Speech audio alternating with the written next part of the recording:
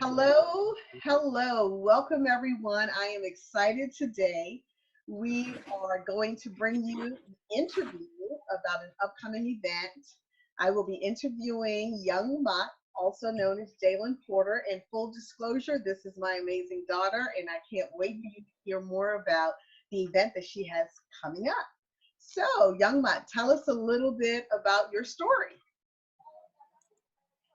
Ah, to start off, again, I'm grateful, I'm honored to be speaking with my mother via video chat. I am currently living in Jamaica. A little bit of a backstory to explain why I'm here.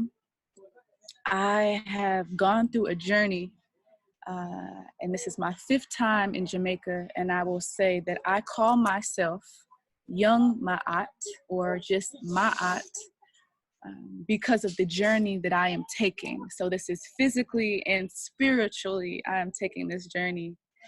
And I have, like many people that we recognize and read about, I have changed my name because of a rebirth that I am going through and have gone through. And sometimes people, they say, rebirth, well, what's that? That means that I no longer identify with the name that I was given, although I honor it and I honor her. Jalen, is one version of me and one lifetime of me. And this person that I am today, the woman that I'm growing into, is balance, is right relationship and reciprocity, which is what Ma'at means. And she's a Egyptian goddess, and that's what she represents. Her symbol is the scale of justice that we find in the United States that many court system uses. They took that from the Egyptian culture. So that's a little bit about my name and what I represent. And I'm here in Jamaica because Jamaica called me, to be honest. I have been here many times, not for vacation, although it is a beautiful island and it's a beautiful place. There's so much more than meets the eye. There's much more than the all-inclusive hotels and vacations that people, what they call in foreign, which is the United States of America, know. And I'm currently staying in 11 Mile, St. Thomas, Jamaica, at a beautiful place in the bush, they call. So this is a lot of greenery. It's called Higher Level JA. It's a beautiful home by a lovely couple that I have befriended, and they've become like family. And that's what a lot of Jamaica is. You realize we speak differently, just a different dialect, but it's family. And the diaspora, my yearning to learn more about the diaspora, which is Black culture, is what brought me to Jamaica every single time. And I realized living in the United States, I have a beautiful family. I have two educated parents who have raised me to be this individual and this woman. And after attending university at Howard University, I met many diverse people, and it just sparked the fire in me to want to learn more about my people. That was the first time that I had ever been around all melanated Black individuals in my life. And that was all I saw. That was who I was taught by. Those are the friends that I made. I went through challenges with them, and I loved it. But that was only the beginning. And when I traveled for the first time, and again, I was fortunate enough to travel young at the age of 16, 17, and 18 with my godmother, Shelly, or even my parents. And I traveled to Rome. I had traveled to Puerto Rico. I traveled to all these different places, Germany, Montenegro, and I would say that I went through an awakening at a very young age. So I would say travel and meeting other cultures sparked this. And when I hit Jamaica, boy, Did it really change something inside of me? It had opened my heart. Really, that's what happened.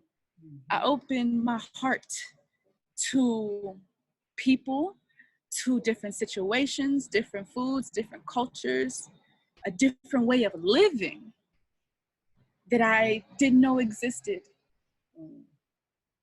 And because of that, I realized that I had a responsibility, right? I had to respond to my ability to be able to travel, right? So I knew that, you know, this wasn't normal per se, me being able to find out what I was finding out, because nobody that I was really close to could understand why. I think why I was so passionate about the people aspect, you know, not necessarily just to travel, just to say I went somewhere, but I want to stay with these people. I want to do some work with these people who are my people, right? No different than me, I realized. And so I learned about Marcus Garvey. I learned about Nanny and the Maroons. And I started to remember myself, which is my aunt, which is connecting and the connection to my ancestors, which was not that far away. I think we just celebrated something called the 400 years where the first slave was ever brought to Virginia. 400 years ago, about maybe 2 months ago, that happened. And when you really think about it, you know, I met my 100-year-old great grandmother. 400 years was not that long ago, generation wise. And so I'm in Jamaica because I know I have a responsibility to create a bridge between the diaspora of America, so Black Americans, and the Caribbean. I just visited Guyana with my family, with you. Yep. And the same thing I felt. It was a little different because I was with family and I wasn't by myself. But, you know, I was wandering off, you know, and I was trying to get a glimpse of Guyana, like on my own, but, you know, with family, so respectfully. But, you know, why I was wondering, because I was drawn to learn more and understand the feeling I'm feeling. Like I still can't put words to it. So I say all of this to say, and it ties into why I have manifested the retreat that I'm planning, is that we are all no different. You know, we live in different places of the world. We speak different dialect, but we all yearn for the same things. We all have the same struggles. We all hope for the same things for our children and their children and their children's children, right? And our brothers and sisters and our aunties and uncles, we all want the same thing. Yet our society, what we're focused on, has us so disconnected. It's almost like, you know, I was an athlete all my life, so I understand the mentality of a me versus them, or it's this team versus this team, or individually me versus she. And when I really started exploring the world, I realized for melanated individuals, that was the problem. Intentionally. So this is not me pointing the finger at anybody or one country or one city, you know, or Baltimore or Kingston or Georgetown, Guyana. This is me looking within and realizing that it's so much more bigger than me. Yes. It's bigger than me. And so that now transitions into what I'm doing with my retreat. The retreat is a rejuvenation and healing and meditative and a connection retreat for all people that are in Jamaica, people that are in the States and Canada and Italy, wherever. The point and the vision and the focus behind it is healing. And healing goes back, you know, through generations. Healing can take place within the body, within the vessel. Healing can take place within the mind and in the spirit. And in order for all of our people to connect and come together, you first have to know yourself, right? That's also a saying of Mayat. And in Georgetown, Guyana, they have a nice big park, and there's a pole in the park. It says Ma'at, Yes. and I actually have a picture on my Instagram, and underneath Ma'at, it says, know thyself.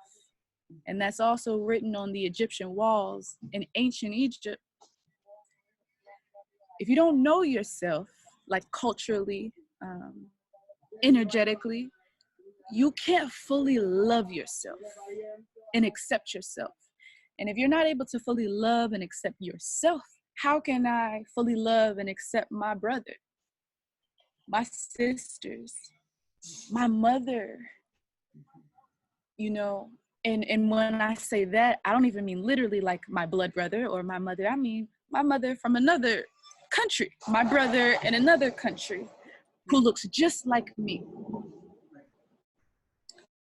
So this retreat is a remembering. It's an honoring and it's a reprogramming of the divine beings that I am, the divine being that you are, and that we all are. When I say divine being, your highest version of yourself. And when you're coming back into nature, because that's what the retreat is, it's going to be taking place in beautiful, beautiful Portland, Jamaica. And it's a place in Jamaica that is rather untouched and untapped. There's a lot of green, and it's a lot less what I would say gentrified. That's what a lot of people would understand. It's not too gentrified. And so because of that, on this space, it's an eco-friendly, self-sustaining land. It's rainforest. There's cabins available. You're going to be treated like you're staying at the Ritz-Carlton, but you're staying in the bush, what we call the bush. But not but, and my words, won't do it justice. But just know the feeling that you feel when you step on this sacred land that our ancestors have walked across and on is like no other feeling in the world. You realize what true love is. Wow. And that's what's happening to me. That's what's happened to many folks that have visited this land. It's called the Land of Oshun. It's also a raw food vegan restaurant by the chef and my dear friend Akashi. The restaurant is called Living Akashi. So during these 5 nights and 6 days, you'll be going through a detox, but it's an enjoyable detox. It's a detox where you'll be getting 3 meals of rich living foods. You're going to be able to disconnect from just the everyday internet, TV, Wi-Fi. I'm currently staying at Higher Level JA, like I said, and my television, or as I like to say, my truth vision, because there's no lies being told to my vision, okay, is a beautiful view. Is a window, a large window. As soon as I wake up and I turn and I'm looking at the mountains, I'm looking at the clouds. When I wake up, the sun rises. I literally, that's my television. Is God, is Mother Nature. And when you wake up to that every day, instead of a cement building or wall, it does something to your spirit. It does something for your mentality, your focus, and your drive to want to do something bigger than yourself. I didn't get my yoga teacher certification for me per se, because I'm not really a school person anymore. And it was one of the hardest things I'd ever done in my life. But I did it because I know that I have a duty to teach. I have a talent. And one of our teachers, she said, Jamaican woman, if I could do her accent, I would, because it makes it even more inspiring to say what I'm about to say. If you have a talent, you have a craft, and you don't share it with the world, you're a thief. Yeah. You're a thief. And so I've recognized that I have a talent and I have a perspective that is very unique and very wise for my age at 24 years young. that I've discovered exactly what I'm most passionate about in this lifetime. And if I don't share it, then I'm a thief. Mm. Wow, wow. That's some good, good, good stuff, Jalen. Thank you so much for telling us about your story. Today is almost 4 weeks that you've journeyed off to Jamaica, and I am super excited.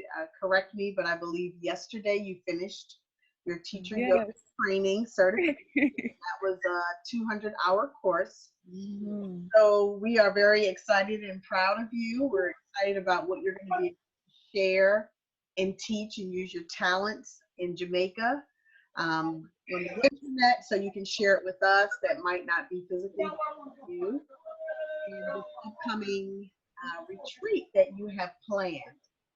So if there are some individuals who are watching this interview interested in getting more information about the mindfulness and rejuvenation retreat, tell us how they can find out more information.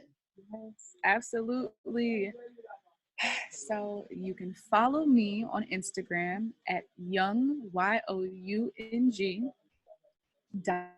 Maat, MAAT on Instagram as well as Twitter. Majority of our information I have on my Instagram. You can also follow Living Akashi, Living, and we'll put this in the link below the video as well. Um, and you can also access our WhatsApp, which is also on the Instagram account, and also the Eventbrite. I'll also give to you, Mom, so you can have this in the link, but it's also on my Instagram. Um, please do not hesitate to reach out. I am excited and willing to answer any questions. We actually are hosting retreats every first Friday of every month. Oh, So I'm specifically hosting the one in October, but there will be opportunities for people to travel within groups. It could be a couple or by yourself, starting every first Friday of the month. excellent, Mhm. excellent. And so Yes. before we wrap up, once again, if you could just tell us the name of the retreat and the dates and the location, and we'll make sure that we include all the links in this interview. Absolutely. So, Mindfulness Rejuvenation Retreat hosted in Portland, Jamaica, Port T, and it will take place October 19th through the 24th of this year, 2019. The first deposit is due September 15th. And again, you can check out the links for the entire package and what all is coming with this package. And if you sign up and give a deposit before the 15th, you get 15% off your entire purchase for the total retreat. Excellent, excellent. Well, you know we like a discount. For Mm, those of you who are listening, you still have an opportunity between now and the 15th to register, get your 15% discount, ask any questions via all of the different links that we'll have available. You'll be able to reach out to Young Ma'at. I'm getting used to calling her that as well. And we are super excited for your new business venture, your ability to share your new talent and skills with those in Jamaica, and those of us who are going to be able to watch you via YouTube and Instagram and all of the ways that you'll be able to continue to have us discover more about ourselves through yoga. Thank you so much, Young Ma'a, for interviewing with us today. Once again, this event has been brought to you by Porter Premier Homes of eXp Realty. This is Gersha Porter, the CEO. We're looking forward to bringing you more events in the near future. Thank you again. Namaste. Peace. Namaste.